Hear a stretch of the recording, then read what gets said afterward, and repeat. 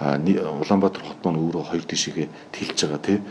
Энэ тэлэлттэй холбоотой одоо энэ нийтийн тээврийн асуудлууд байж байна. Нийтийн тээврийн одоо зогсоолын асуудлууд байж байна. Иргэдээс маш их өргөдөл гомдлууд ирдэг. Энэ тээврийн одоо автобусны буудлыг нэмж зогсоож өгөөч, хийж өгөөч гэдэг нөгөө л замын сангийн өрөнгө хаанаач хүрдэггүй.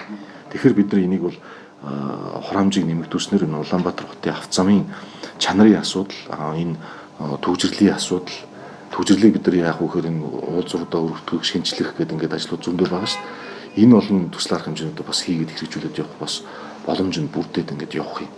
Өнөөдөр би нэгэн жишээ аваад урдъя л да. Одоо жишээ нь Тэц дүрийн одоо уртлын авто зам гэх чинь тэр жигтэй ингээд бүтцийн хэвдэлд орцсон. Бид нар нөхгүй байя гэхээр автомашин өөрөө тэнд эвдрэх, осол аваар гарах нөхцөл байдал үүсчихэд идэг.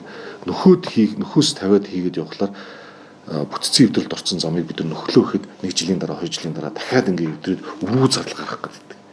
Тэгэхээр засахгүй байхаар нэг хэцүү байгаад байдаг. Засъя гэхээр бид нар заавал ингээд бүхлээр нь шинжилгээ гэдэг. Шинжилгээ гэхээр нөгөө төсвөн хүрдэггүй. Тэгэхээр бид нар яах вэ гэхээр яалчгүй одоо нөхөөс хийхээс өөр арга байхгүй болчдөг. Нөхөөс хийлэхээр тэр нөхөөс хийсэн хэсэг нь одоо засагдаад үлдлээхэд бусдад нь ингээд бүтцийн хэвдэлд ороод дахиад нөгөө тороо хагалууд чи бүгд эвдрээд ингээд явчихлаар одоо хөдөлгөөний аюулгүй байдлаа хангаж чадахгүй байгаа. Тэгэхээр энэ мэтчлийн замуудаа бид ингээд хийгээд явах бол маш олон замууд бол байна.